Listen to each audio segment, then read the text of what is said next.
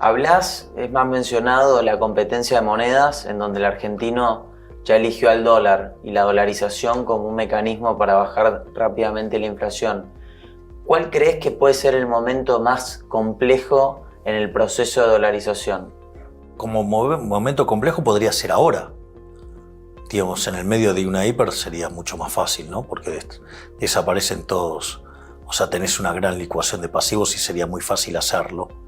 De hecho, podría estar tomando lugar, de hecho, la dolarización en un caso así, donde los argentinos unilateralmente decidieran empezar a usar otra moneda que para mí sin dudas va a ser el dólar, porque es la moneda que eligieron históricamente, pero si vos tenés que ir a un proceso de liquidación, vas a tener competencia de moneda y seguramente van a elegir el dólar y lo vas a liquidar en dólares el Banco Central.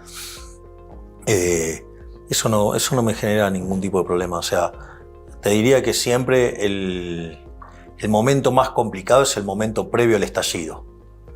Después del estallido se vuelve algo muy fácil, porque básicamente los pasivos del Banco Central quedan licuados, claro.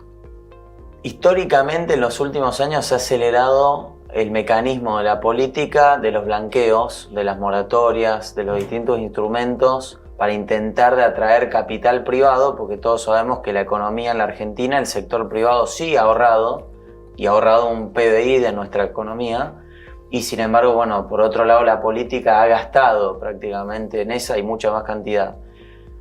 ¿Tu idea es ir a un nuevo blanqueo, buscar un mecanismo de incentivos para que el empresario quiera invertir definitivamente en una economía dolarizada, en este caso como mencionás? En una economía dolarizada, digamos, no necesitas hacer ningún blanqueo, existe de hecho. Digo, porque vos agarrás y empezás a sacar los dólares del colchón y los usás y listo, se acabó. O sea, con lo cual no necesitas ningún blanqueo, ocurre de facto, ¿no? O sea, ocurre, digamos, sin necesidad de nada. Y vos vas a tener oportunidades de inversión en tanto y en cuanto las reformas sean perdurables. Por eso para mí es tan importante dolarizar, porque fíjate que vos con la convertibilidad tuviste una regla dura, era creíble, el Banco Central era independiente, ganabas elecciones, era popular, todo el mundo la entendía y hasta tenías toda la estructura contractual de la economía montada sobre la regla, y cuando los políticos necesitaron seguir haciendo déficit fiscal y no encontraban financiamiento, se llevaron puesto el Banco Central y les importó nada. Vos fíjate que es interesante que en Ecuador varias veces el delincuente Correa trató de eliminar la dolarización y no pudo. Y una de las cosas que cuenta Jamil Jamouad, el presidente de Ecuador, que fue el que dolarizó, dice: había algo que era más popular que Correa, la dolarización. Y por eso es tan importante hacer reformas estructurales de estas características que sean irreversibles. Y para mí eso es fundamental. Hablando de ese tema tan importante, ¿no? Que la irreversibilidad, porque no hay políticas de Estado, en el fondo creo que apuntás a eso, ¿no? En la Argentina no hay políticas de Estado, sobre todo en la índole económica. Sí, pero más allá de eso, para mí, digo, el Banco Central tiene que ser eliminado porque es una institución inmoral. O sea, para mí robar está mal. O sea, mi argumento contra el Banco Central es independiente que tengas inflación del 5, del 10, del 100, del que quieras. Es una cuestión de índole moral. Robar está mal. El dinero es un invento privado. Debería volver al sector privado. Hay unas cosas muy maravillosas cuando vos caminás por los pasillos de la Universidad Francisco Marroquín en Guatemala. Hay paredes que vos ves unos estampados raros. Y entonces al costado tenés un cosito de vidrio, como un cuadrito de vidrio con el mismo estampado, y en realidad esos son billetes. Mirá. Son billetes que emitían las empresas de café. O sea, Guatemala tiene, junto a Colombia, el café más importante del mundo, y las empresas de café eran las que emitían el dinero. Increíble. O sea, con lo cual el dinero es un invento del sector privado. Que el Estado se haya apoderado del dinero a partir del primer Congreso de Génova en 1445, imponiendo el curso forzoso, eso no quiere decir que no deba volver a las manos privadas. Una economía tan cerrada como la Argentina, donde hay una patria contratista, donde hay también un sector privado que ha podido pescar en la pecera, ¿no? En parte uno lo ve. ¿Qué pensás que puede suceder una vez que uno dolarice y empieza a abrir la economía? Porque uno de los mecanismos que utilizan muchos economistas para voltear una nueva convertibilidad o una dolarización es que perderíamos productividad y encima tenemos una economía que ya de por sí parece que no es productiva. A ver, primero hay que entender bien quién es la casta. La casta no son solamente los políticos ladrones. La casta son también los empresarios prebendarios. La casta son los periodistas ensobrados. La casta son los sindicalistas que no representan a sus trabajadores, que son ladrones. Y la casta también son los economistas corruptos que defienden intereses que no son favorables para los argentinos de bien. Cuando vos haces la reforma del Estado y te volvés competitivo fiscalmente, y cuando vos te convertís en competitivo laboralmente, no hay excusas para no abrir la economía, salvo que seas un empresario, o sea, un empresario prebendario. Y la realidad es que no es cierto que la protección genera aumento de productividad, es más, genera todo lo contrario. Y cuando vos abrís la economía, claramente esas empresas van a la quiebra, pero para la quiebra quiere decir que vos gastaste en otra cosa. Y quiere decir que vos compraste un bien de mejor calidad a un mejor precio. O sea que vos estás teniendo algo más productivo, sí, porque tiene mejor calidad, tiene mejor precio. O sea, vos te estás ahorrando dinero que vos lo podrías gastar en otro lado, con lo cual estarías generando puestos de trabajo y nuevas empresas en otro lado. Por lo tanto, todos aquellos que estén dispuestos a competir no van a tener problema en competir, porque justamente le estás sacando la carga del fisco, le estás sacando la carga laboral y además le está sacando el lastre que es el Banco Central. Por lo tanto, si no compiten es porque no son aptos.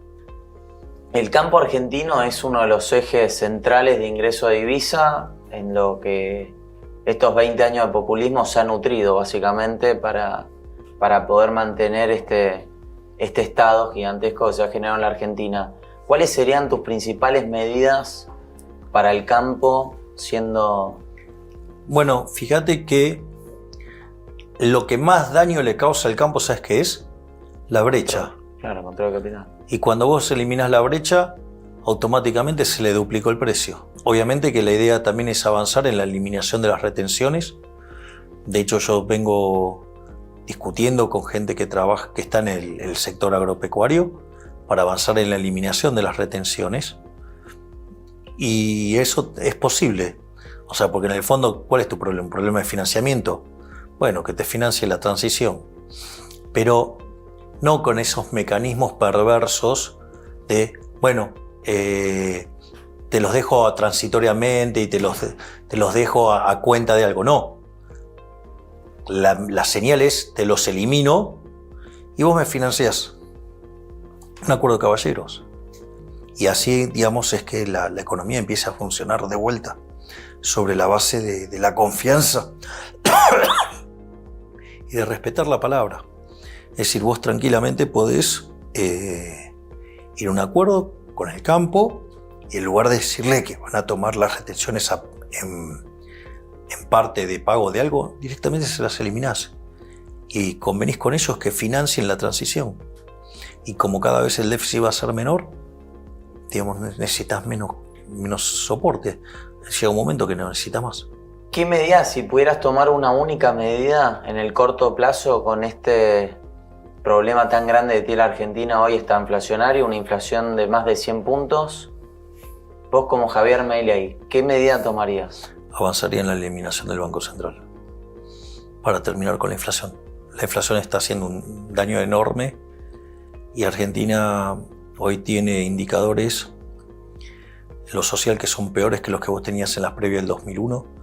Tenés un desempleo verdadero más alto, tenés menos productividad, tenés menos estructura de capital, tenés más pobres, tenés más indigentes, tenés menos retribución en dólares, tenés un desequilibrio monetario que es peor que el que vos tenías en la previa del Rodrigazo, y tenés una dinámica en el balance del Banco Central en términos de activos remunerados, llámese el ICS y pases contra base monetaria, está en niveles similares a inicios del 89, o sea, en la antesala de la hiper. Si vos llegás a tener una profundización del cuadro monetario en línea de una crisis, vamos a tener la peor crisis de la historia argentina y las consecuencias sociales, digamos, es más incierta que la caja de Pandora.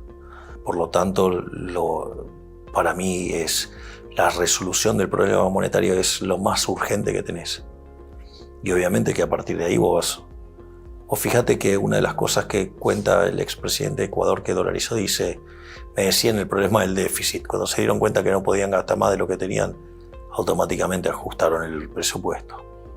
Sí. Digamos, o sea, con lo cual hay una discusión ahí cómo se cierra primero, pero te diría que la reforma monetaria es impostergable, porque el estallido de la crisis puede ser de dimensiones verdaderamente peligrosas, te lo diría.